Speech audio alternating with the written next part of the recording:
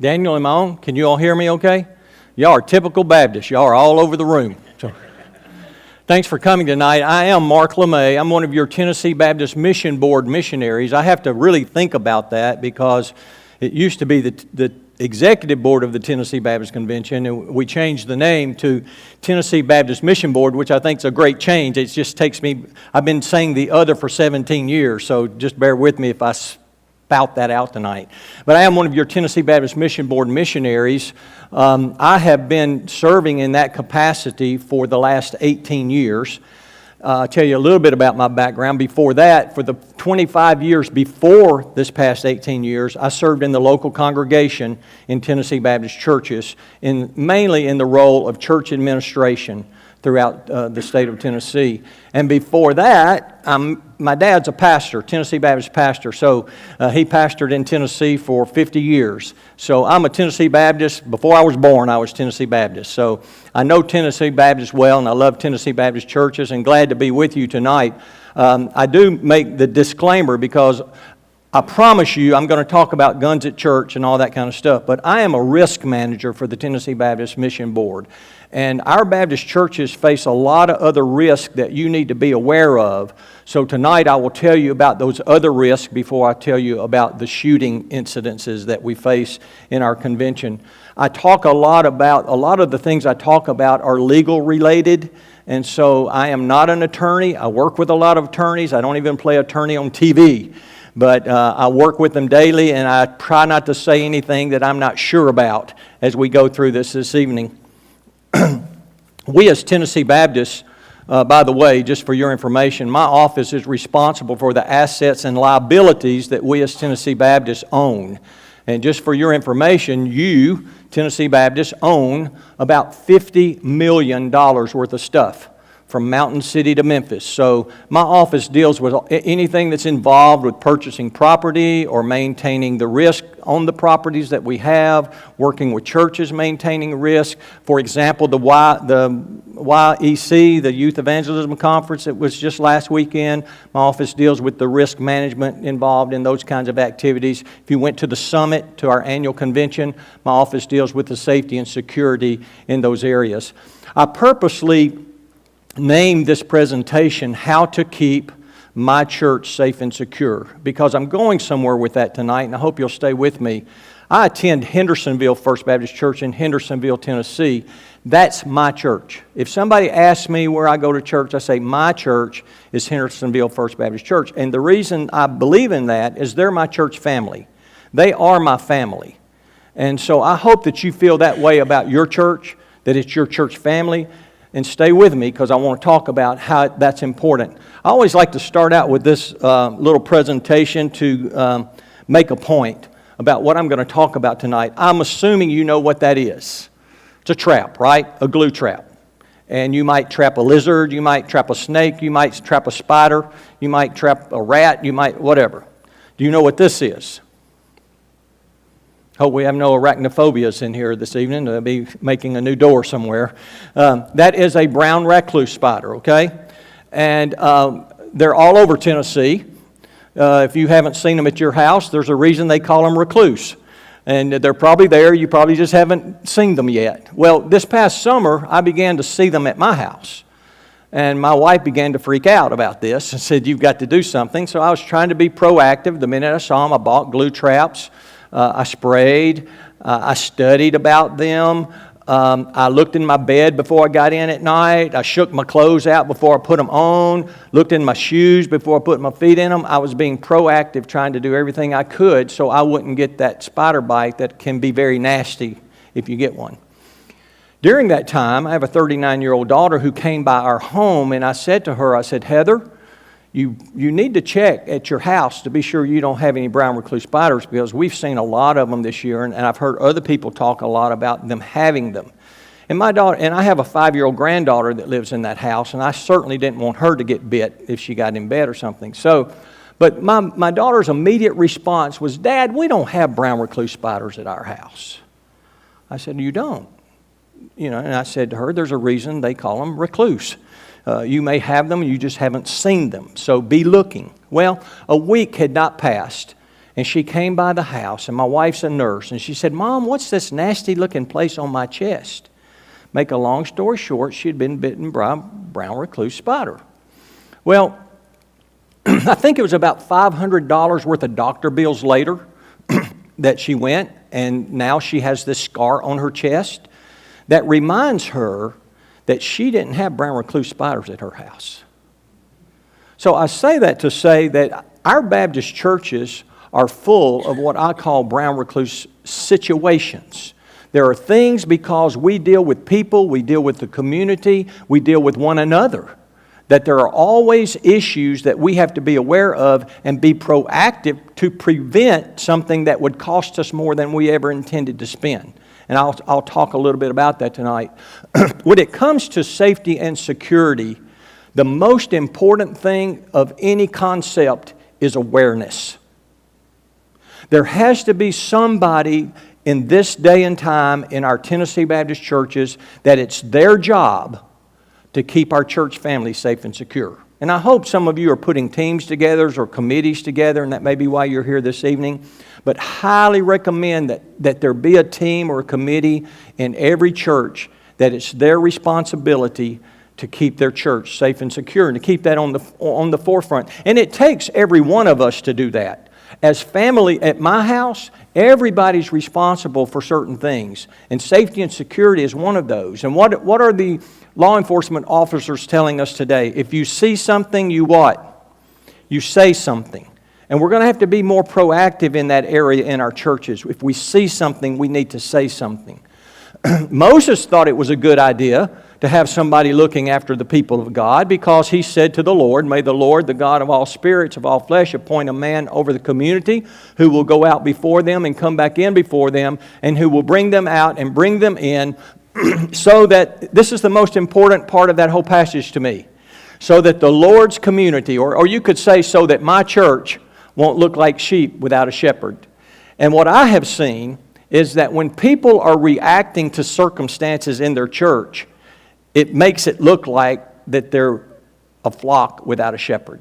And so it's just very important that we be proactive. Then you might say, well, why do we need to do this at church? Well, I just put in a few little pictures to demonstrate my emphasis of this. I think we all need help from time to time. I'm sure that those guys up high on that scaffolding are probably doing what they're supposed to do. But can you see underneath them? There's a guy standing underneath them. Somebody needs to help him. And so you might want to get out from underneath there. Or what about this? Have any of you ever done anything like this? I've actually seen this in the churches I served in for 25 years. I've seen people do this at my church, working on the church building. I can't help but think about youth ministry when I look at this picture every time. Daniel, I learned when I was a youth minister once, and I learned if it can happen in youth ministry, it will happen. You can just count on it. Then you guys probably do mission trips and so forth. I recommend that you not do this. So my point is that we all do not always see the hazards that are before us, and we need someone to help us look out for our church family. And this is what I have learned in my life, that as a wise leader or as a wise leader in the congregation, it's a whole lot better to act than to react. I don't know about you, but I learned a long time ago in my life that if I'm reacting to something, it usually costs me more than I ever intended to pay, and it usually takes me further than I ever intended to go. So I just encourage us, just like Jesus said, for which of you intends to build a tower and doesn't first sit down and calculate the cost? Or what king going against another king will not first sit down and decide if he is able with 10,000 to oppose the one who comes against him with 20,000? And I can tell you that in today's world, our church families have a lot of things coming against us. And we just need to be more aware, and we need to be more prepared. I like to point out the top 5 reasons churches find themselves in court. And you may say already, well, I didn't know churches ever got sued. They get sued every day. Churches are sued every day in the thousands every year across the United States. And these are the top 5 reasons churches find themselves being sued. That top reason that you see, child molestation, has been there for as long as I can remember. It's been in the top lawsuits. 11.5% chance of that happening in your church, of someone being sued for child molestation. And I'll talk more about that as we go along. Notice that in 2016 it got beat out by property disputes. And I have a theory about that. I don't know for certain, but I deal with a lot of property in a lot of churches. And this is a statistic from all denominations in the United States, not only Baptists, but I can tell you just from Baptists, we're having a lot of our churches close. A lot of our little country churches where people have just moved away and they're closing. And so what I think is happening is we're seeing churches who didn't have something in writing about who owned the facility there. They didn't have anything in writing, so when the church goes to close, the Hatfields go there and the McCoys go there, and the Hatfields say they own it and the McCoys say they own it, and so they'll say, I'll meet you in court and we'll figure this out. So I really think that's probably what's happening. But let me just point out to you a couple of other things that I think are so important for our churches. You see the one that says personal injury, that looks like the person that's slipping and falling.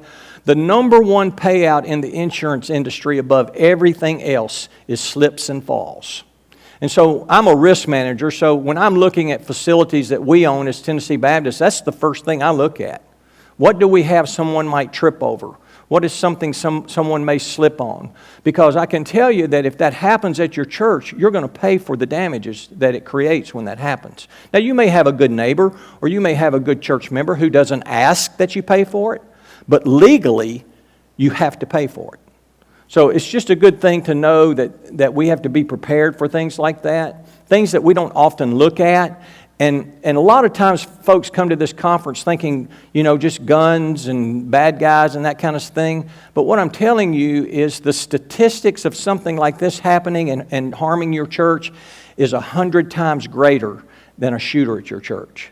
So as a risk manager, I have to think about those things. I have to think about, there's lots of churches that pay out on these things.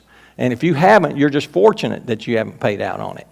The last thing I'd point out about this graph is that, see the green umbrella, the insurance coverage disputes? I don't know how much you've been involved with insurance. My office deals a lot with insurance. And what I have learned is insurance companies do not like to pay out money. I don't know if you've ever experienced that or not, but they just don't like to pay out money. And if they have a series of events where they pay out money, the rates are going to go up because they just don't like to pay that money out. So what we are seeing in reality in these disputes is churches have insurance policies and they think they're covered for something that they're not covered for. And then they sue the insurance company because some agent told them, oh, you have coverage, but nobody read the small print to see that they didn't really have the coverage. Or insurance companies are always looking for you to be negligent so that they don't pay on the thing. For example, if you guys have a work day out here on Saturday and you're sprucing up your landscape and you clean up everything, but somebody leaves a rake laying out here upside down, and somebody comes in on Sunday morning and steps on it and hits them in the face and breaks their teeth, your insurance companies probably say, we don't pay that because you were negligent. You left that rake laying out on the sidewalk and you shouldn't have done that. So that's what we see a lot. These things are actual statistics that are coming, and churches are dealing with these things every day. I never know who's in the room. I never know where you are in the process of how you're managing risk at your church. So I go through some slides to let you know what I think will make you to be successful when you're doing this. The first thing that a church has to do in managing their risk is they've got to engage the leadership in their church. This isn't a solo event. This is something where everybody's got to come together. In fact, I call this eating an elephant. As I go through this presentation, you're going to see how this thing just grows and grows and grows. But you know how you eat an elephant, don't you? One bite at a time. So don't let this scare you. It's just to make you aware of the things that we face every day. But with guidance, people fall. But with many counselors, there is deliverance. That's a great proverb, and we need to claim that proverb in our churches and come together as a church family and work on these issues. Every security team has to assess the needs of the congregation. I'm going to be talking to you in just a few minutes about what I call the big rocks in Tennessee Baptist churches. I see these affect all churches across all sizes in the state of Tennessee for the last 25 years. They're just like rocks falling. I just see them happening often. But every church also has uniqueness about it. And you have to ask yourself, what is it at our church that might be unique that he didn't talk about tonight? So when that safety committee or safety team gets together, I always say you have to play the game of what if. You sit down as a group, you have a pencil and paper in hand, and you say, what would we do if this happened? For example, what would you do at your church if you had a medical emergency on Sunday morning? Have you ever had that? Somebody fall out in the floor or something happen? Well, what's the plan for that? What do you do if that happens? Do you have any resources that you can help with that? Does somebody just call 911 and wait till they get there? What is the plan for that? The most likely event to happen, the most likely emergency event to happen at any church is a medical emergency. That's the highest in statistic range of things that happen in churches. So you ask, what would we do if that happened? What would we do if someone shot a gun on our parking lot or tried to come in our church with a gun? What is our plan? Because I can tell you, it doesn't work if you don't have a plan. There's got to be a written plan for all of the things that I'm going to talk about tonight, and I'll emphasize that more and more. Look at those. For example, does your church have a daycare, or does it have a Mother's Day Out program? Those are unique risks that are conveyed in those kinds of ministries, and you just have to be aware of those. After you have put all of those what ifs, and I'll say this over and over to you, every time you say, what if this happens at our church? The next question you should ask is, do we have insurance that covers that? Every time you ask that question, you want to know, do we have insurance that covers it if Aunt Susie steps on the rake and knocks her teeth out? Do we have insurance that covers that? Okay? But during the assessment, you'll identify the safety and security problems and solutions, and you're going to have to make key decisions, because I will tell you that when you get serious about this, it's going to cost the church family some money. For example, I'll tell you, a lot of our churches now are saying we think we want to lock our doors on Sunday at some point because that gives us a hedge of protection of somebody just walking in the door. But you can't lock your doors if you don't have crash bars on your doors. So, you've got doors all over the church, and I can tell you from building experience that if you have to retrofit a door for crash bars, you're talking somewhere between $400 to $1,000 a door. Okay, so that's what I'm talking about. And you say, well, that's high on our priority. We want to get that done. Well, then somebody's got to come to the church and say, this is going to cost us $5,000 or $10,000 or whatever it costs for us to take this step. But legally, you cannot lock your doors if people cannot egress out those doors with a crash bar. And like I said in the very beginning, I highly recommend that you form a team. I don't know what nomenclature you use in your congregation, whether it's a committee, a team, or whatever you use. But like I said, someone today needs to have the responsibility for looking at all the things I'm going to talk about tonight. They need to be able to look at that and say, we need to address this, we need to address this. And I also say that your church should sanction that committee or that team. They should be a standing committee of the congregation or a standing team of the congregation. How many of us like to serve on something, put a lot of blood, sweat, and tears into it, and then it not go anywhere? I've learned that in working with our church families. We just don't like to do that. So don't put me on something where I'm going to do all this work and then then it just dies. I don't want to do that. So it's very important that they can bring this to the church. Another thing it does for your church is it lets your church know that you're now serious about this, at looking at these issues, okay? Then it's so important to create a plan. I go over this over and over and over. Let me just say tonight, if you're at the beginning of this, I do not sell insurance. I do not get any kind of money for this. When I see a good product, I just tell the churches about it because that's my job. Brotherhood Mutual Insurance Company produced this book, and it's called the Church Safety and Security Guidebook. I highly recommend it because it has sample forms, it has sample procedures. I mean, you can take this thing and you don't have to reinvent the wheel, if you know what I'm saying. So I highly recommend that you look into that. You can go on their website and order it off their website. I think it's about $30. If any of you in here have Brotherhood Mutual as your insurance carrier, I would call them and tell them to send you one free. They need to give that to you. So you need to have that plan. You've got to communicate and document. Let me say this about safety and security teams in churches. Too often we have the mindset that a church safety and security team should be made up of men, should be made up of police officer type personalities. And let me say, broaden your horizon there. Because by the end of this presentation, you're going to see, well, we need people with other expertise than just security expertise. You see what I'm saying? For example, you're going to be needing to write a lot of policies and procedures for your church, or be sure your church's policies and procedures have been looked at to be sure that they're current. Well, maybe somebody working at the bank that works as in human resources or something would be a great resource for your team in things like that. Somebody who knows how to write things out where people can understand them.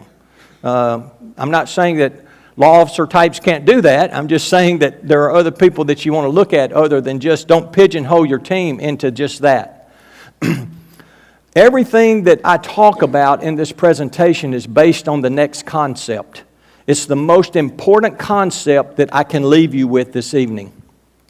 As a church family, we should never place a church family member in a situation where they could be accused. Let that sink in for just a minute. Because I can tell you this, it doesn't matter if something happens. It only matters if somebody said something happens.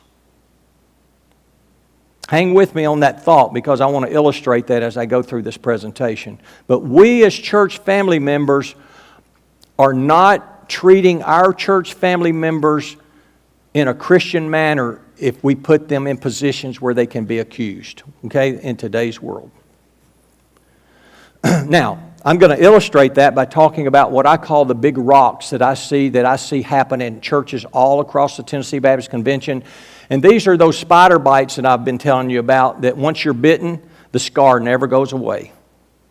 I've seen it scar churches for years and years and years, okay? First thing that was quick. There we go. Is your church incorporated? I ask that question. Sometimes people know, sometimes people don't know. If you don't know, I would want to ask somebody in my church, is our church incorporated? Here's why.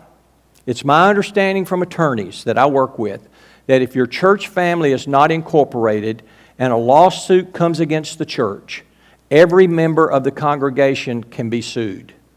There is no protection for anybody. And that's usually pretty scary for church members.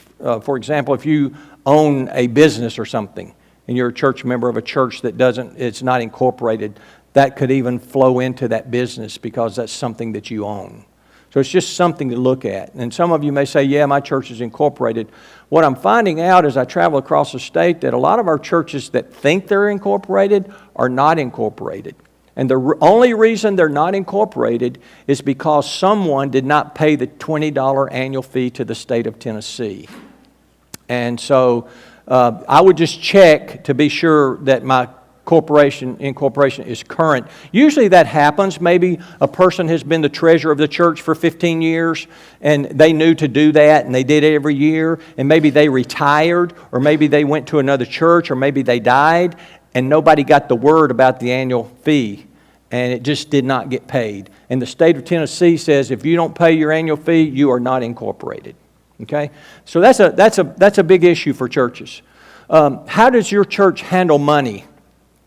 I can tell many, many, many horror stories about churches putting people in positions where they were accused. And they were accused falsely. And it tore the church all to pieces. I can also tell you horror stories about large churches that had money embezzled from them. There is a lady in this state who is in the state penitentiary right now, and she's over 70 years of age, and she embezzled over $1 million from her church. And her testimony is this: One week I was a little short of funds, and I just wrote myself a check. By the way, she balanced the checkbook, and she wrote the checks. See, there's no checks and balance there whatsoever, okay? So she said, I was just a little short one week, and I wrote myself a check, and I paid it back. And she said that occurred again, and I didn't pay it back. And it just got easier and easier to write myself a check. Nobody caught this, and what I would say to you is that lady is in jail, in prison tonight. She would have never done what she did had there been a checks and balance on what she was doing. So she was put in a position she shouldn't have been put in. I really highly recommend that churches use two-party checks, multiple counters, and rotating counting system. And I always like to illustrate what I talk about. I was in a large church administrating, and I had this counting system in place. It was working beautifully.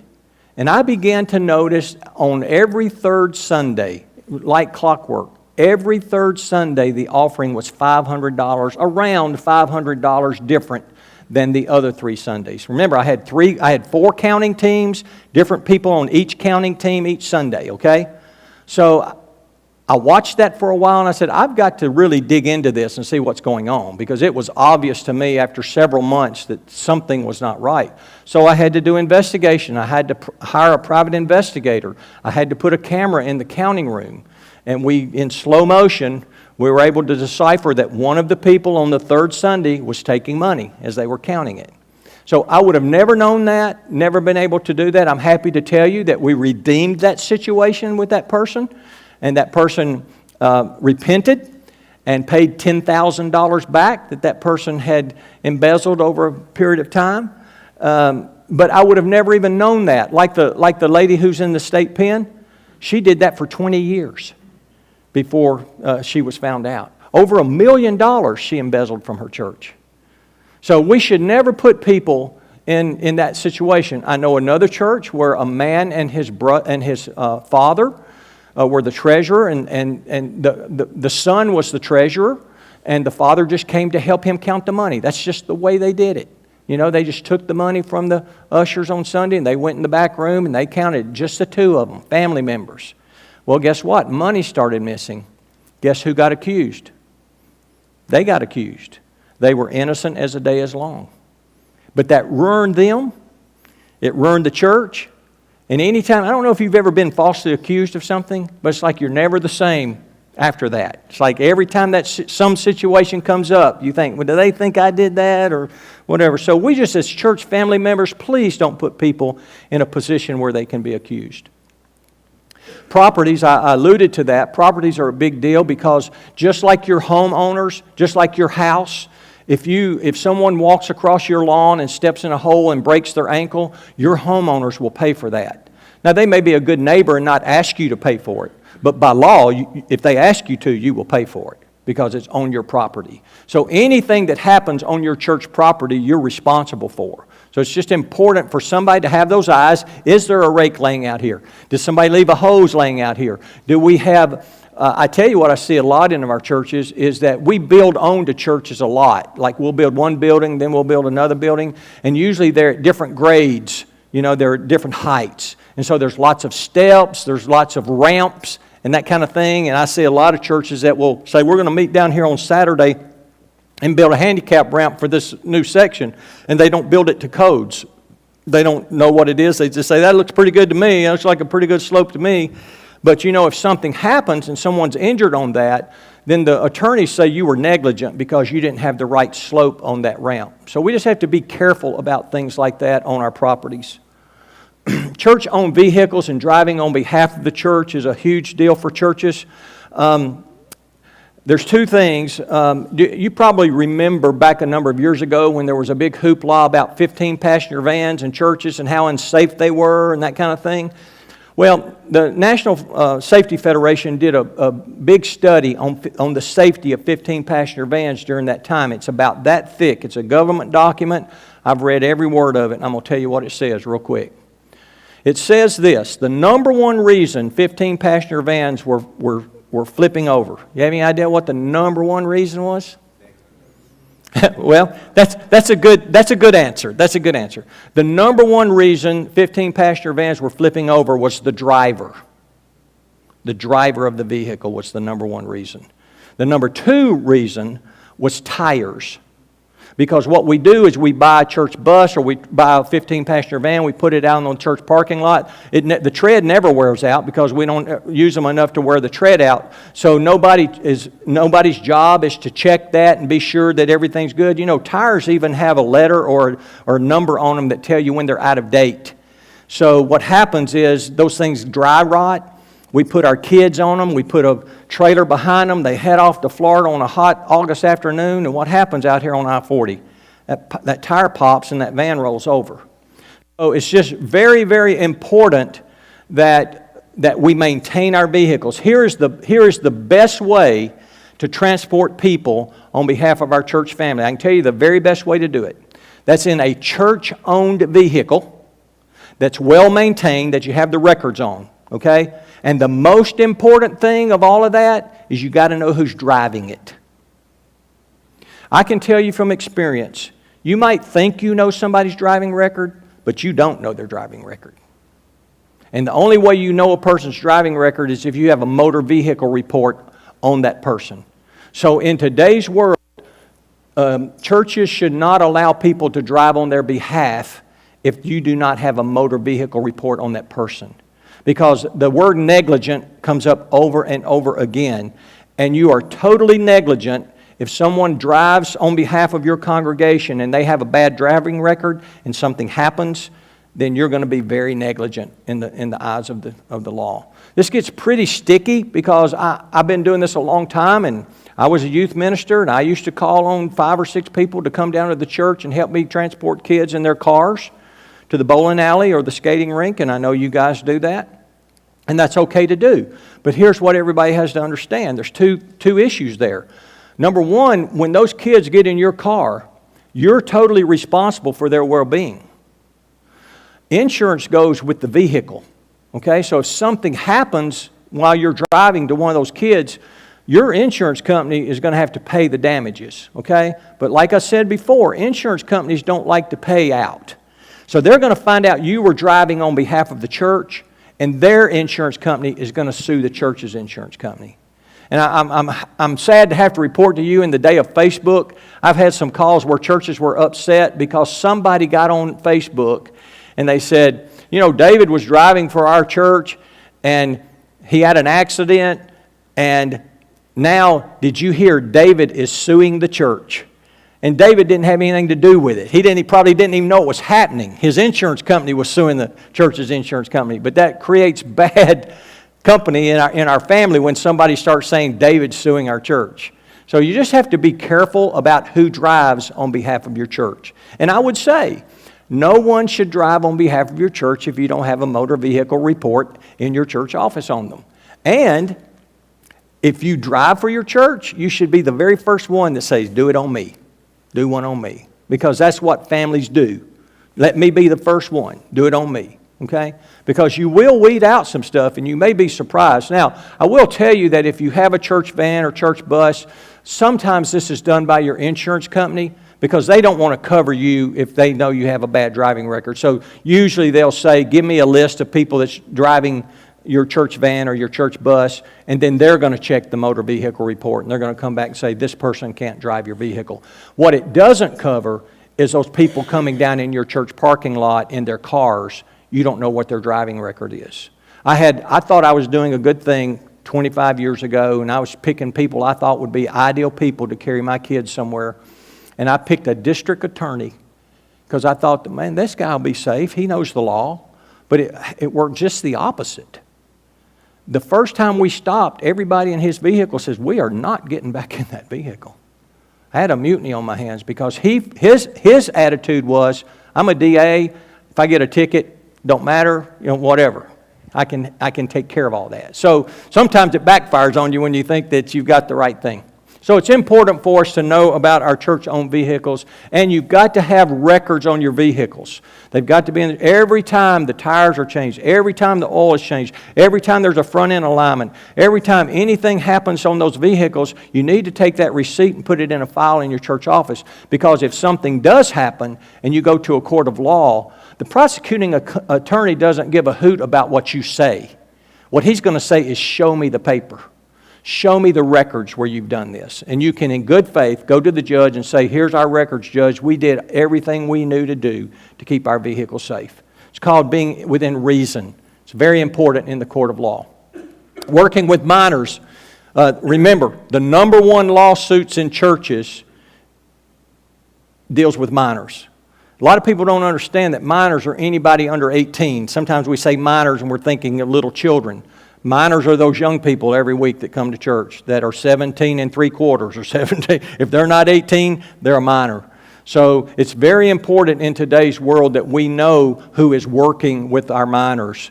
And churches really should have background checks on anybody that's working with minors. I've faced this for years and years. Most of our churches have gotten a grip on this now.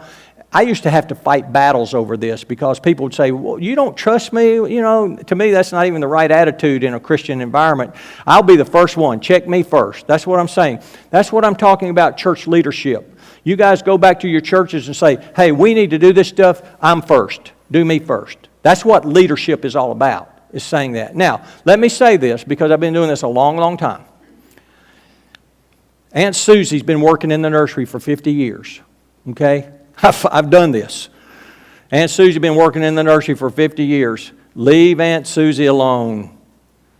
Aunt Susie's family's going to get mad if you say, Aunt Susie, we need to get a background check on you. I've done that. And I've died on that hill. You don't want to die on that hill. It's not that important. So what you have to do, though, is at some point set a policy that says from this day forward, we're doing background checks on people who work with our minors. Church-sponsored events. Again, I'm making you aware. I hope you hear what I'm saying. Our churches, if you sponsor an event, you are totally responsible for whatever happens at that event. You're totally responsible for that. Doesn't matter if you're having it down at the city park or if you're having it on your here or if you're having it somewhere else. Your church family, because you are the ones who have advertised and said it's our church doing this, you're responsible for the things that happen there. I get a lot of questions about permission forms because a lot of our churches go on trips away from their local home and that sort of thing, and they say, well, do you need a permission form? And I highly recommend permission forms. And I'll say just a little bit more about that. But let me tell you this, that a permission form is not worth the paper that it's on if one of the counselors is negligent. You with me? It's very important that we have reasonable people that are doing reasonable things. If you attend one of the Tennessee Baptist Mission Board summer camps, your guardian signs a piece of paper that basically says, I could die. I mean, I just cover it all, you know. But if that person signs that, and I'm one of the counselors at the camp, and I tell little Susie, we got an archery range over here, and I tell little Susie, go stand out there about 20 feet and put this apple on your head. I'm going to shoot it off. Well, you can throw the paper away because I just did something really dumb. You know, and if I hurt her, then that piece of paper that her parents or her guardian signed, that's not worth anything in court. You see what I'm saying? So we have to do the right things. On trips, I'm seeing a trend for the last 10 years now where a lot of our Tennessee Baptist churches are choosing to take mission trips outside of the United States on their own. Hear what I'm saying? On their own. If your church goes on a mission trip to Haiti or wherever they go, this is true in the United States too, but I like to point out being in a foreign country. If your church sends a church group on a mission trip and you're not going with the Tennessee Baptist Mission Board or you're not going with the North American Mission Board or you're not going with the International Mission Board, you're on your own. And you just have to think about that. What happens if you have a teenage group over in Haiti working at an orphanage and all of a sudden at dinner time one of the girls don't show up? What are you going to do? What's the plan? It's a huge issue for churches to think about. Just know that you know who would contact who. How would you get if she's found? How would you get her back? You know, who do you talk to? Do y'all remember a few years back where there was a church here in Tennessee that actually had a church group in Haiti, and one of the leaders was attempting to take children from Haiti out of the country. Do y'all remember that? And she got put in prison, and it was a mess. It's still a mess, is my understanding. So that's the kind of thing I'm talking about. We're responsible for our church family members wherever they are. Now, I would tell you that if you, and I'm not promoting the Tennessee Baptist Mission Board or any of our schools, they're great organizations, but we have policies and procedures if you go with us. And we have people on the ground on the other side. You see what I'm saying? So it's a much safer situation, a lot less risk involved in those situations. But I just want to make people aware because I'm seeing it every day where churches are doing these trips on their own. They may have a friend that's a missionary somewhere, and they say, well, let's go help Bobby over there, and they do. But you have to understand, there's nobody undergirding that. You're totally on your own. Your church, does your church have insurance to cover that? For example, people don't understand that when they leave the United States, their health coverage probably is not following them. What would happen to them if they got really sick? How would they get home? And there's that stuff called travel insurance that you can buy that will get you back in, that kind of thing. So those are the kinds of things I'm talking about churches have to think about when you send people somewhere. Be sure your folks are covered. And I close out this section by saying there's two things. If I take a group of my church family anywhere, I don't care what age they are. Doesn't matter what age they are. I've been doing this for 30 years. There's two things I've got to have if I'm taking them somewhere. I've got to have a current copy of their health card showing that they have current health insurance. Got to have that. There's a reason for that. The other thing, and I'll tell you one of the reasons for it, if you take that person on your trip to Haiti and they don't have health insurance, your church is going to pay for it. Because they're under your auspices. You've said, yeah, you can go with us, and then by law, you're going to pay for that. So there's two things I want. I want to know somebody has health insurance. I want the current card, a copy of it. I put it in a file and carry it with me. The other thing I want is some sort of health history. I don't have to know everything about them, but I want to know, do they take medications every day that they have to have? Are they a diabetic? Do they have epilepsy? Is there something else involved in this? And you're doing them a favor, because I've had this happen a number of times on senior adult trips where those people would go down on me. And so I take them to the hospital, pull out my file, hand the doctor their health card, and hand them their health history, and everything's hunky-dory. But if you don't have that, they may not even treat you till they can find out what's going on here. Now, it's important, if it's a minor, probably important for anybody that you're doing that be notarized. Because I have had certain situations where I didn't notarize them and the doctors would not treat them because they said anybody could have signed this form. And so they're covering themselves by saying, I won't do this until I know for certain that this is a legitimate piece of paper. So those two things are very important. It's even a good idea to be redundant on that. If you're taking somebody on a trip, it's even a good idea to leave a copy of all that with your church secretary so that you can call back and say, hey, what's this information? We lost that information. Policies and procedures are huge today in our churches, and I'm going to illustrate it this way in two fashions. I put in parentheses on this slide, wedding nightmare. Because I administrated in large churches, and to me, weddings were a nightmare, a personal nightmare. Because I don't know if you've ever been involved in weddings or not, but they start right here, and they end up out here somewhere. And I can't tell you how many times I would have the mother of the bride come to me and say, Brother Mark, we're just going to do blah, blah, blah, blah, blah. And I go, whoa. If I let them do that, the church is going to kill me. And I'm standing here looking at her, and if I tell her no, she's going to kill me. So I guess I'll just run. But my point is that our churches need policies and procedures in place so that we can go to those people and say, here's our policies and procedures. Here's the way we use our facilities. Now stay with me, because what I'm about to say is very important. Since the Same-Sex Marriage Act a few years back, everybody understand what I'm talking about when I say Same-Sex Marriage Act that became a law? There are groups of people in our society who feel like they're being discriminated against by ecumenical churches. You with me still? And they target churches to be married in their churches. Okay? So what that says to us today is that our church has to have a document Most churches have something in writing that say, we as this church believe ABC, whatever ABC is, okay, bylaws or whatever it is, covenant, however it is in your church. We believe these things, okay? Anybody that uses your church facility should have to read that and sign that they too believe ABC. Because if you let one group use your facility that doesn't believe ABC, then you've just opened your facilities to anybody. Okay? Now let me explain. You don't have to let anybody use your church facility. You're a private organization. But if you let one group use it and don't let another group use it, they're going to win the lawsuit against you. You see what I'm saying?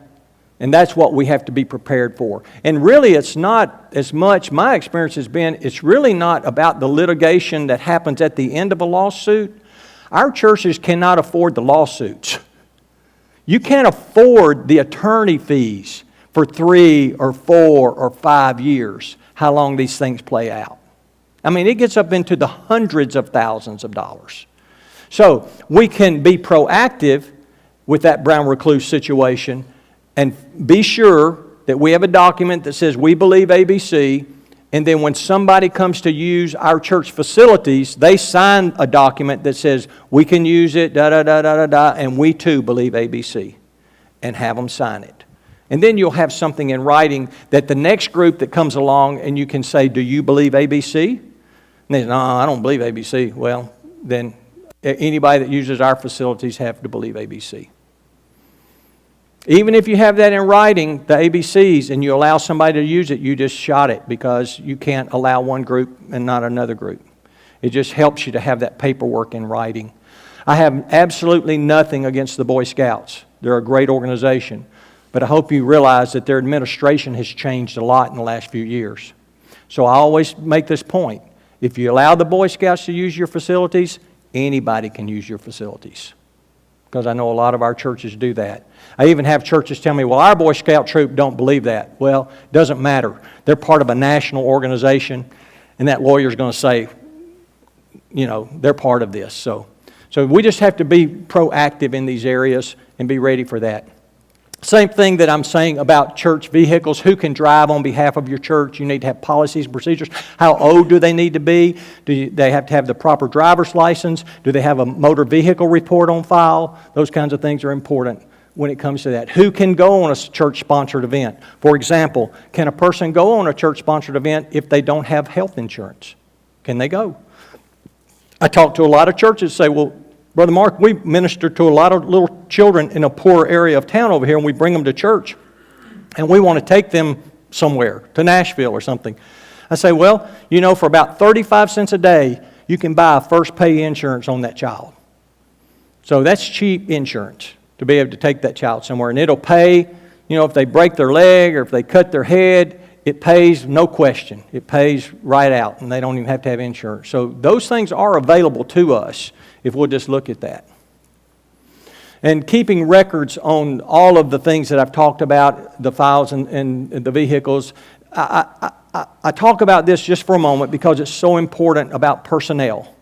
Because we churches, for some reason, feel like that we don't have to keep personnel records on our personnel that work in our churches. And we're just like any other organization when it comes to the law. You have to have personnel files. And I'll tell you, it's very important. 3 weeks ago, I got a call from a large church in our state.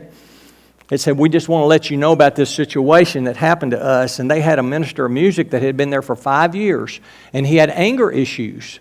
And they knew it. It showed up the minute he came on the scene. And he's a full-time employee. And so they began to document every time this happened. Well, after 5 years, they said, we can't deal with this anymore. It's just gotten too bad. And so they went to him and told him they were going to have to let him go because of his anger issues. And I guess his anger issues came out, and he said, well, I'm going to sue you. If you let me go, I'm going to sue you. Well, the personnel committee had kept records on all the instances for those 5 years. It was about that thick. And when his attorney saw that file, he said, we're not suing the church, because he knew he didn't have a case. So that's why it's important. We have to do those kinds of things because we are just human, And bad things happen in the church just like they do anywhere else. So we have to be prepared. Okay, I'm getting into church security now, particularly guns at church and that kind of thing. But I get a lot of questions about church security teams or church security committees. And there's been a lot of confusion about are there any state regulations or certifications that have to be done by church security teams or church safety teams? The Attorney General of the state of Tennessee in August of 2015 wrote an opinion because he began to get so many questions about this. Hang with me, I can explain it real simply. He said, his opinion says this. It says, if your church has a safety and security team and you do not pay them, okay, the church does not pay them, they're volunteer. If you do not pay them, there are no state requirements, no state certifications, no state regulations. Here's the technical part of that. He called it, they are not a proprietary entity. And a proprietary entity is simply somebody that is paid for their services. For example, a guard service. Let's say you hired a guard service to come do protection at your church. They would have to jump through all the state regulations and certifications because they are paid as a service to keep you safe. Are you with me? So as long as you do not pay the people that are working on your security team, there are no state regulations that you have to abide by. A quick caution. A lot of our churches have police officers that are part of the congregation. And you're going to have a block party, and you'll say, well, let's just pay Billy. He's a member of our church. He's a police officer. Well, you can't do that because you become the proprietary entity if you start paying Billy because he is just one of your members. Now, if Billy works for the local police department and you can pay the police department for Billy's services, then you've paid a proprietary entity. You with me? Or if he works for a guard service, or if Billy is a guard service, if he is a proprietary entity. You see what I'm saying? You can pay him, but you can't pay Billy if he's just volunteering to come do it at your church and you're not paying a proprietary entity. Everybody, do you understand that? Is that clear enough? Main thing to remember is you don't have to pay, you don't have to have any state regulations if you don't pay somebody. Just remember that, and then you can go from there. Okay? Guns at church. Big issue for us today. I do not tell churches what they should do about guns at church. What I do is give you some scenarios. And I say, if this is the route your church goes, this is probably the liability that you're going to be facing. Okay? So the first concept that I call is hear no evil, see no evil, say no evil. And I say the church would have to create a culture that this is a fact in your congregation. And this is the way this works.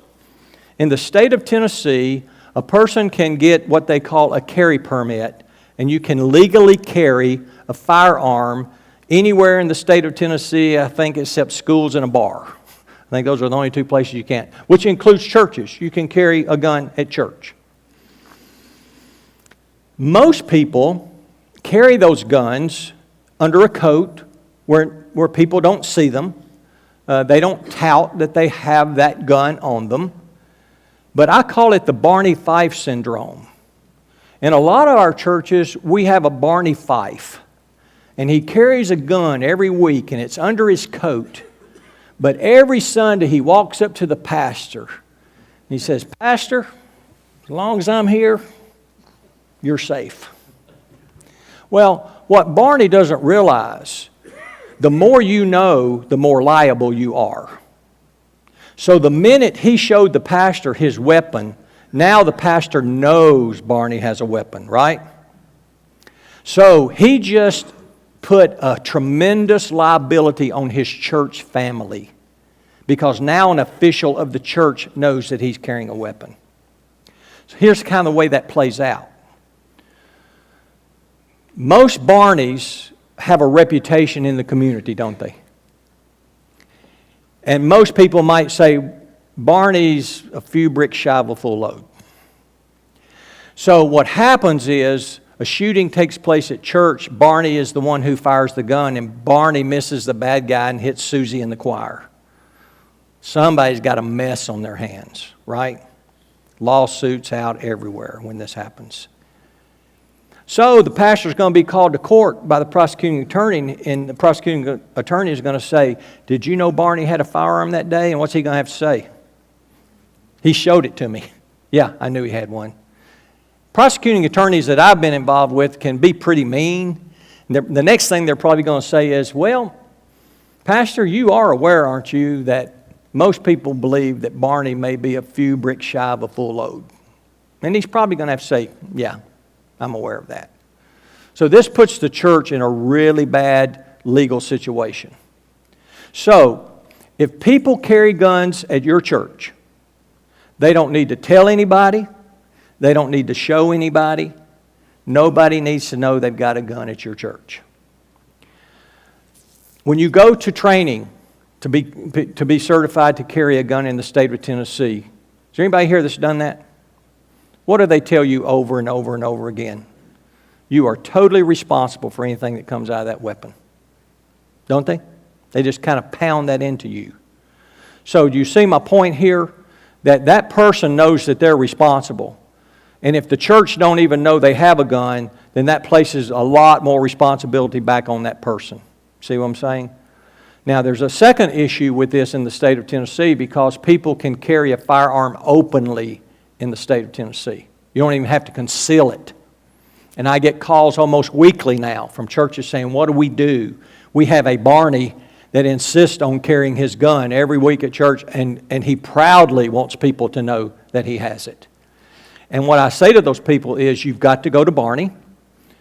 Some people in the church have got to get together. You've got to go sit Barney down in a loving, kinding way and say, Barney, you probably don't understand this, but by you showing that weapon to everybody at church, it makes all of us liable for your actions. And so we really would appreciate it if you would not do that anymore. Meaning next Sunday, please do not do that. Okay? I've been doing this a long time. I can be ugly too. If Barney is that personality that insists that it's his right, you have to say, Barney, you can't come here. That goes against everything that we do as churches. But look what Barney's doing.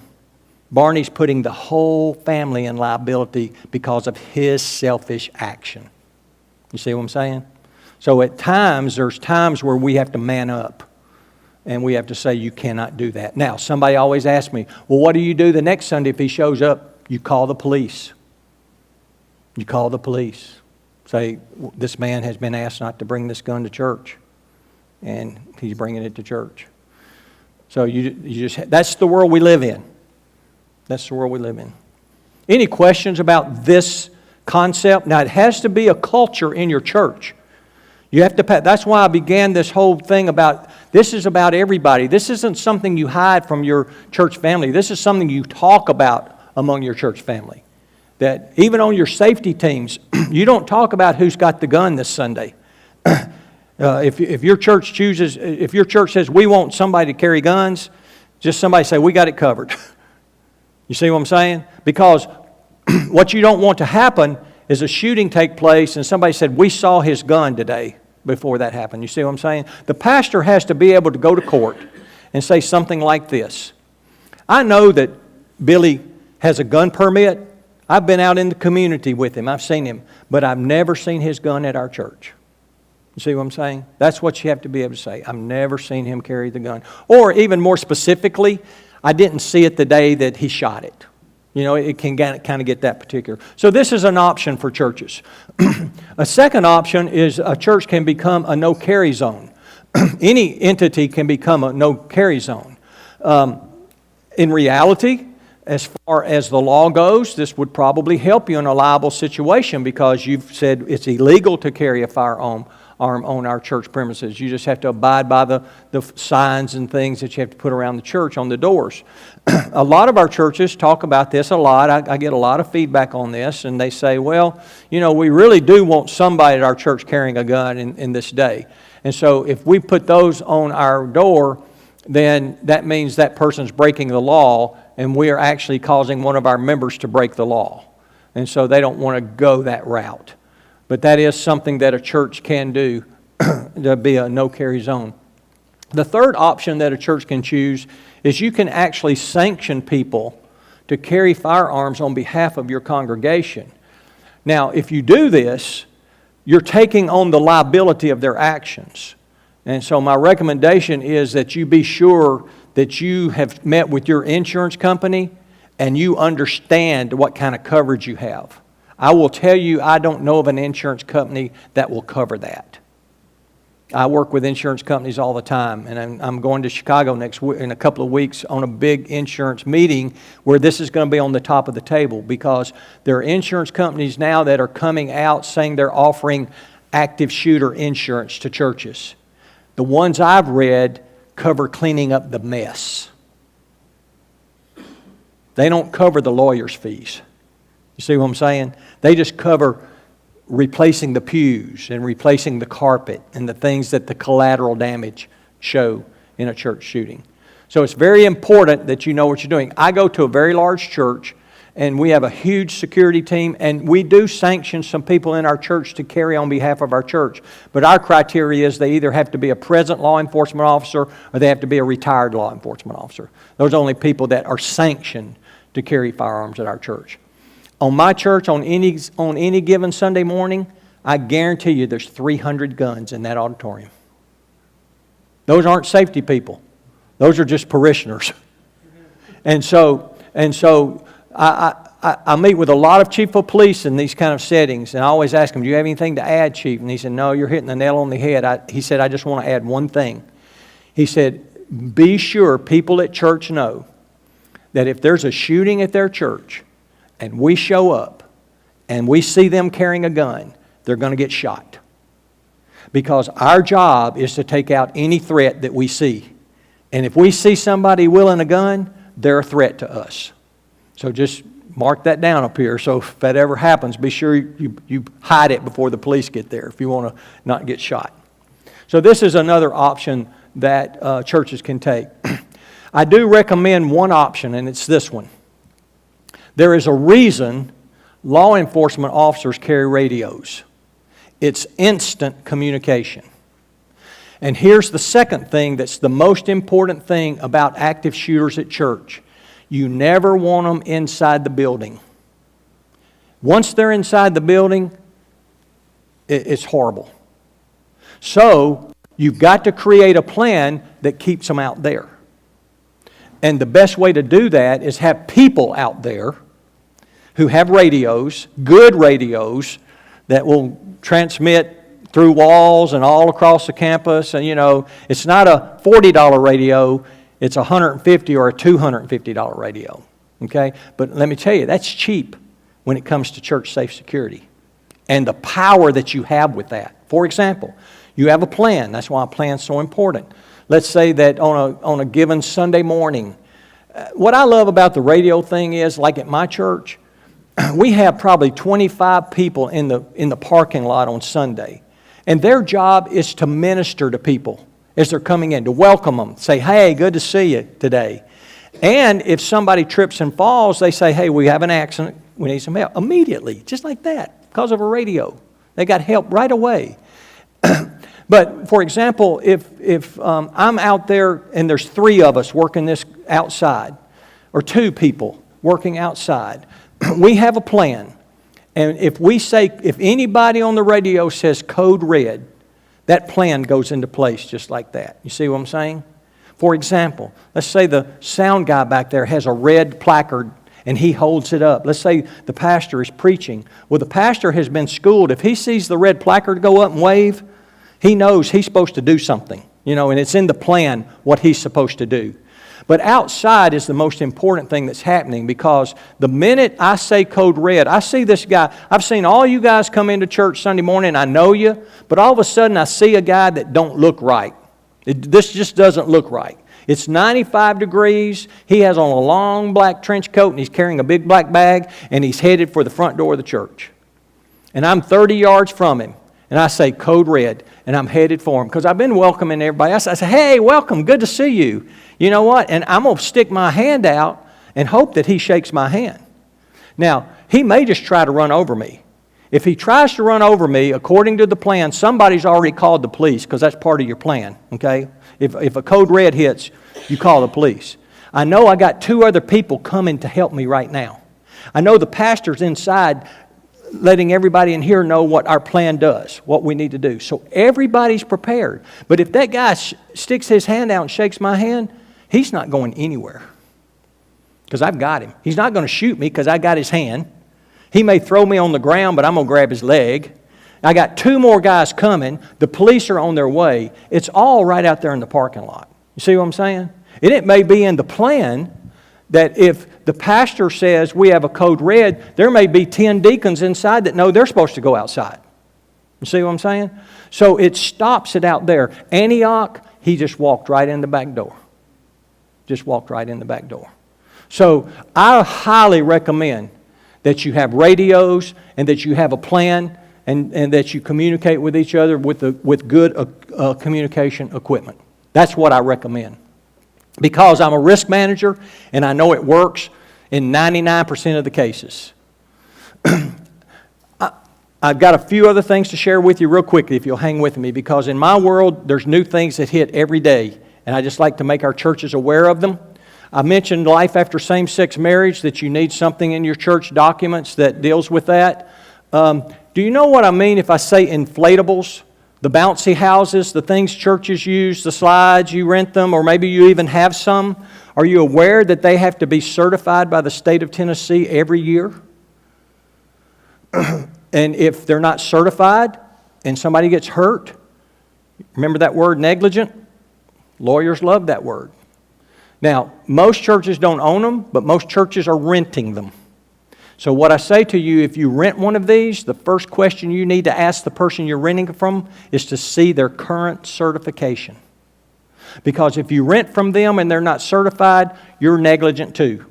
The lawyers like to throw everybody in there. You know, he's going to be negligent, you're going to be negligent, they're just looking for the money. So you want to keep yourself out of those situations. So be sure that you check on that. I talked to you earlier about the problem with people going on mission trips, and I see this as a crisis response and as a communication dealing with the media. Because if you find your church in that situation where, for example, let's say that your youth group just goes to Miami. In fact, I was in a workshop just a week ago where this was placed before us. Here is the incident. Here's what happened. The girl, and it came from a true incident from a church. They took a youth group to Miami. She didn't show back up for dinner that evening. Two of the girls didn't show up for dinner that evening. They had been out on the beach handing out cards of some sort. The 2 girls didn't show back up for dinner. Well, make a long story short, one of the girls was brutally raped and almost died.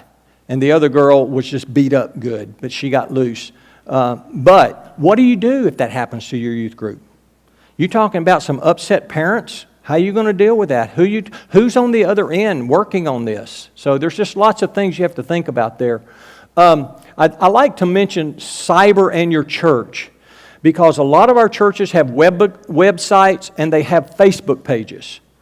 And a church is totally responsible for anything they own. So if you own a Facebook page or you own a website, if someone gets on that Facebook page and slanders someone, your church is going to get sued for the slander, not the person that put it on the Facebook page, because you own the Facebook page.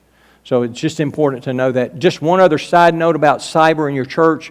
I know a number of our churches today, usually it's the much larger churches, I know my church does, accepts tithes and offering through credit cards. And if your church does that, and if anybody's card is breached that's in that system, then the church is responsible for working through the whole system with anybody who's ever given in that fashion at their church. For example, if your church over 5 years, you had 10,000 people give through a credit card, you have to contact those people. There's several things you have to do. I don't know what they all are, but the people I work with in our IT department said, Mark, just remember this. The bottom line is it will cost the church about $200 per hit. So if you had 10,000 people that did that times $200, that's what you're talking about, okay? So you just have to be aware of that. And so you have to, if you're working with a third-party vendor, you have to be sure they have insurance to cover stuff like that. There's ways of doing that. So, but I just like to make you aware that these things are happening in our society. I talked about active shooter, but I like to mention that now our police officers tell us that we should run. If something happens, we should no longer just get under the pew or whatever. That would be a part of your plan. If you're the pastor up here and you see a code red, then you hear the shooting taking place, you've been informed, you say, folks, we just very calmly, very quickly need to go out these doors, wherever the opposite way of that is, okay? And then whoever's responsible for going to help, they would know what they're supposed to do. So we're not supposed to any longer just get under the pew and try to hide. Medical emergencies, I mentioned, is the number one thing that could happen in your church. And I don't know if you can see behind the plant here, I have AED law. Okay. Automated external defibrillator. Do you know what I'm talking about? The thing that shocks people? And I'm not referring to the Good Samaritan law, because we're all kind of familiar with the Good Samaritan law, that if you try to help someone and they're injured, they can't sue you because you were trying to be a good Samaritan. This is different. What I'm talking about, if you own an automated external defibrillator, for example, a lot of our churches have bought them. If you own them, there are state laws, hear that again, state laws that regulate them. Okay? So, if you just buy one and hang it on the wall and somebody uses it, you're negligent. You with me? Because you got to get the law and read what the requirements are. And I'll tell you, one of the first requirements is no one can use the automated external defibrillator if they do not have a current certification in CPR. So can you imagine people just grabbing that in your church and using that and not being certified in CPR? See, and if someone was injured then, that person wouldn't get sued, but the church would get sued because they allowed someone to use it outside the law. And it's really breaking the law because it's a law. And a lot of our churches aren't aware of that. The salespeople that sell these things don't tell you this. And they say, oh, any idiot can use one. Well, they might can, but if you own it, you're responsible for who uses it. Yes, sir? Where can you go find the laws to read that? I'm going to give you all of that in just a minute. Good question. Okay, I'll just mention this because I don't have the answers to it. The last one is child immunizations. Are you aware today that a lot of our families are not immunizing their children, not having their children immunized? And I get these calls from churches say, what do we do? I don't have an answer for that, except I'm a risk manager, and here's what I would say to churches. In today's world, if I had a young lady in my church that was pregnant, I would not want her working with children at church until she delivered that child. That's a risk manager talking, because I could just imagine her working in the nursery and somebody bringing in a child that hadn't been immunized, and maybe they had rheumatic fever or something. They didn't even know it. And that got passed on to the mother through to the infant in the womb, and that infant would die. So that's just me speaking. I haven't seen that. Where you really have to watch this is if you have a daycare at your church, or if you have a Mother's Day Out program at your church. You're going to be negligent if people come to your school every week and you don't have immunization records on them. You really need to have immunization records on those kids, because you're hosting them every week. There's nothing we can do about guests coming in the back door with children. There's no way we're going to know. I'm wondering, though, if not someday we're going to have to put up in our churches signs all over the church that say, your children may be exposed to children that have not been immunized. I don't know. You know, it's just kind of the world we live in. But it's a scary thought. Here's what I will tell you. It's going to happen. It'll just take time, but it's going to happen. It will happen. Then that's when everybody will say, why didn't we do something? Why didn't somebody talk about this? Okay, I'm done. I'm just going to review real quick the things I've talked about. Is my church incorporated? Do we have someone responsible for church security? Do we have policies and procedures in writing that address church-related activities? Do we require background checks on anyone working with minors? Do we have an MVR, motor vehicle report, on anyone who drives for our church? Do we have maintenance records on our church vehicles? Do we have a medical emergency and inclement weather plan? Do we have a crisis response plan? Don't let the last one pass you by. Do we have proper insurance? A lot of our churches just buy whatever somebody said, oh yeah, you're covered. Remember what I said. You need to sit down with your insurance carrier and say, if this happens, show me where we're insured. Show me where we're insured. Don't let anything I've said tonight keep you from doing ministry. I sincerely believe this. It's called managing risk. There's risk in everything we do. It's just my passion to help our church families understand that it's time for us to be more proactive in this area and know that we need to, if we want to be spending our money on ministry and not lawyers, we need to be doing some of these things, okay? Let me just mention quickly about this childhood thing. Remember about minors. Remember, it doesn't matter if something happens. It only matters if somebody says something happened. I don't know about you. I have a 5-year-old granddaughter, and this is what I have noticed about her. She'll come over to my house and she'll say, "Pop, would you swing me?" And I've got this big swing, and I start swinging her. And she starts making up stuff like crazy. I mean, I know it's not true. You know, a couple of weeks ago, she said, "Have you met my new little sister?" Well, she don't have a sister. Started telling me her name, started telling me all about her. I'm saying, "Oh, yeah, okay, Mika, you tell me about it." My point is this. We live in a world where these 5-year-olds, 6-year-olds, 7-year-olds have a huge imagination. And they're being fed so much stuff on TV and media and all this stuff. If you go into a Sunday school classroom with one of them by yourself and the door's closed and she comes out and says, "Mr. So-and-so touched me like that guy did on TV the other day," could be totally false.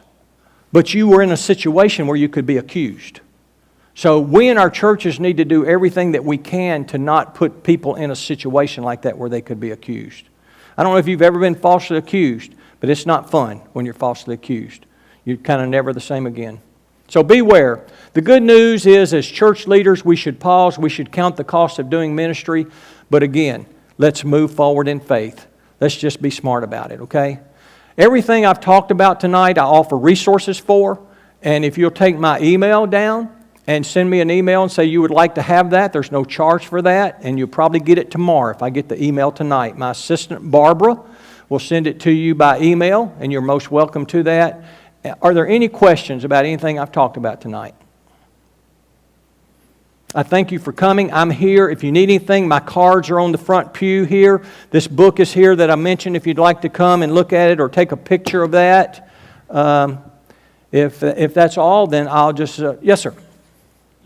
We're looking at putting a security/greeter team together.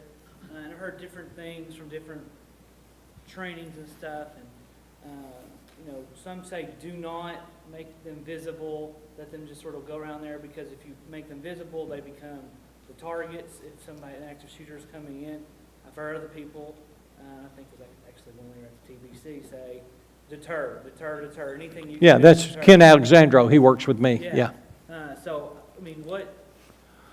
I agree with Ken Alexandro. Okay. He and I are very much on the same wavelength. Now, someone on your security team may not want to be a target. Now, they're not going to be a target unless they wear a target. You know what I'm saying? Like if you dress them with an orange vest or something like that. But I guess the question I would ask my security team, are you willing to take that risk to cover your church family? Because I can see real merit in that. I would tell you that one of the best things any church can do, if you can afford it, is to hire one police officer to come with his vehicle to sit in your church parking lot. That's like the best deterrent any church can have. My church, as big as we are, all the security we have, every Sunday we have a police car that sits right in our front door with a police officer that's in that car. So if you can afford that, that's a great thing to do for your church family. Did I answer your question? I feel like maybe I beat around the bush a little bit there, but deterring is the key. Deterring is the key. And I would say training is very important. Training is very important for your people to know what they're doing, what the process is. But I personally, as a minister of the gospel and somebody that loves church family, I love the idea of people out there welcoming my good guys every Sunday too with a radio. So if somebody has a fender bender or if somebody falls, we have immediate access help for them. Would you recommend the vest, no vest, lanyard, no lanyard? You know, that's a personal preference. And I like a mixture. That's just me. I like a mixture. Because I think it's a good idea for people out in the parking lot to see we have people caring for us. You know, if something happens, they say, go get that guy. You see what I'm saying? So I think there's merit in that, but there's also merit in somebody standing at the corner just keeping an eye on everything too. You see what I'm saying? They kind of see the big picture of what's going on. They don't have to have on a vest. It's kind of like a supervisor position, you know what I'm saying? It's just kind of somebody seeing the big picture while other people out here in their orange vests doing the other stuff. So that's why I say I like a mixture of it. And I know a lot of our churches aren't big enough to where they can have multiple people on the campus at any day, but I'm telling you, even the smallest church can have 1 or 2 people outside with a radio and somebody inside with a radio that's hearing what's going on there. Okay? What is the insurance company's response if a church goes to them and says, we're looking at putting together a security team, and this security team will have armed members? I mean, do they automatically say, you're not covered, or, what's your... I think most insurance companies are going to tell you, you don't have insurance that'll cover their actions. Yeah. I don't know of an insurance company that covers that. Now, again, there are...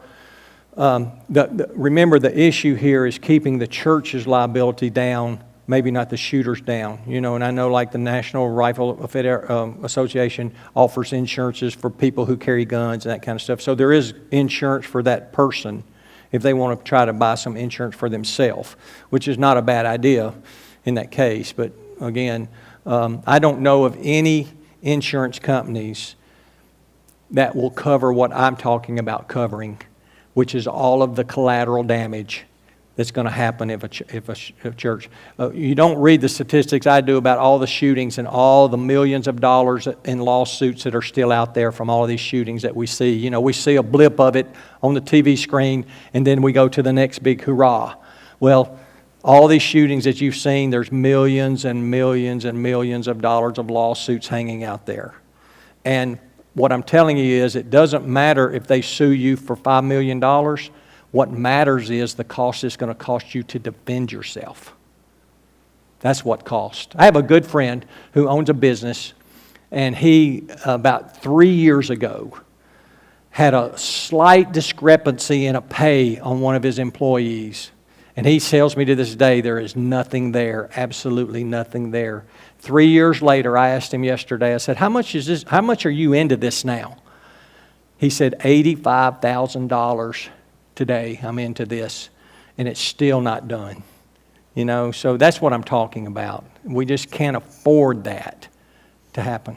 So your security team, where your church is, they carry weapons? There are a limited number of people, like I said, that are law enforcement officers or ex-law enforcement officers that we sanction to carry on behalf of our church. Okay, so did the insurance company that you have at your church, did it go up, your insurance go up? I'm going to say that it don't cover them. Okay. That's what I'm going to say. I'm saying we're managing our risk by only allowing those people. One of the ways we're managing that risk is if they are an active police officer, then we have some double coverage there through the police force. Because if you're an acting police officer, then you're kind of covered through your police force. So that's kind of the way we work on that. Yeah, but I would have to say that we're self-insuring on some of that other stuff. But remember, the best way to manage risk is to manage it. Is to do the right things up front and not wait till something happens and say, why didn't we approach this in a different manner? So that's all we can do is manage it. Any other questions? I don't want to keep you. Appreciate you being here tonight. I am available anytime to go to your church. If you need someone to come to your church to talk to your church about this, I can do that. There's no charge because of the cooperative program. I travel the state doing this for churches. Thank you for coming tonight. If I can be of service, just call me. My cards are up here on the front pew. Thank you.